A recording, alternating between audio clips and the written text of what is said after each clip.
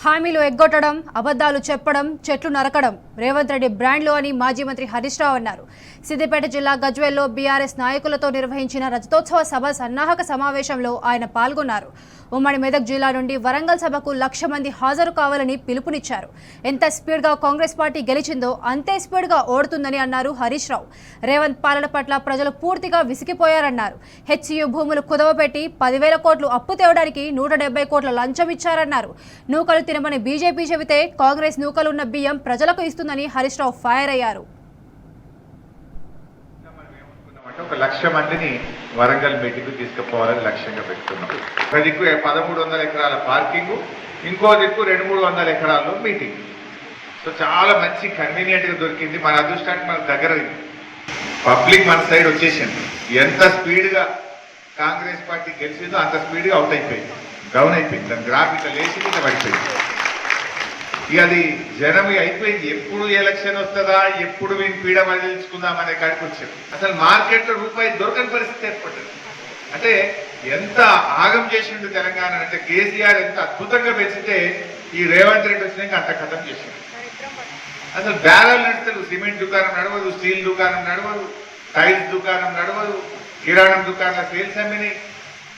అందువల్ల ప్రజలు విసిగిపోయిన రేవంత్ పాలన అంటే ప్రజలు విసిగిపోయిన పరిస్థితి ఉన్నది. కేసీఆర్ గారు ఎట్లయితే గురుకుల పాఠశాలలకు క్వింటాల్కు 350 రూపాయలు అదనంగా ఇచ్చి ఫైన్ రైస్ ఇచ్చిండో, నువ్వు కూడా నూకలు లేకుండా క్వింటాల్కు 350 మిల్లర్లకు ఇయ్యి కడుపు నిండా అన్నం తినేటట్టు సన్న బియ్యం ఇయ్యాలని చెప్పి కూడా నేను డిమాండ్ చేస్తా ఉన్నాను. నేను చెప్పింది చారన్న నూకలు కానీ అలా తీస్తే 30 పైసలు 40 పైసలు నూకలు వెళ్తున్నాయి. సగం నూకలే ఉన్నాయి. అలా సగానికి సగాలు నూకలు పెట్టి నూకలు అన్నం పెట్టి ఎక్కడికోగా బీజేపీ లీడర్ ఉండే వాడేమో వడ్లు కొంటరా అంటే నూకలు బుక్కుమన్నాడు ఏమో బీజేపీ వాడు. ఇక రేవంత్ రెడ్డి ఏమో సన్న బియ్యం పేరు మీద నూకలే పంపుతున్నాడు. ఒకడు నూకలు బుక్కుమంటాడు, ఒకడు నూకలు సప్లై చేస్తూ. ఈ దేవుణ్ణి మోసం చేసినోడు ప్రజల్ని మోసం చేయడా, రైతుల్ని మోసం చేయడా? అసలు ఎన్నడన్నా మాట మీద నిలబడ్డా? అసెంబ్లీ బయట అబద్ధాలే చెప్తాడు, అసెంబ్లీ లోపల కూడా అబద్ధాలే మాట్లాడతాడు రేవంత్ రెడ్డి. రెడ్డి బ్రాండ్ మనకు తెలియదా? Revanth Reddy brand vote for note. Revanth Reddy brand చెట్లు నరుకుడు. రేవంత్ రెడ్డి బ్రాండ్ అబద్ధాలు ఆడుడు. రేవంత్ రెడ్డి బ్రాండ్ బూతులు మాట్లాడు.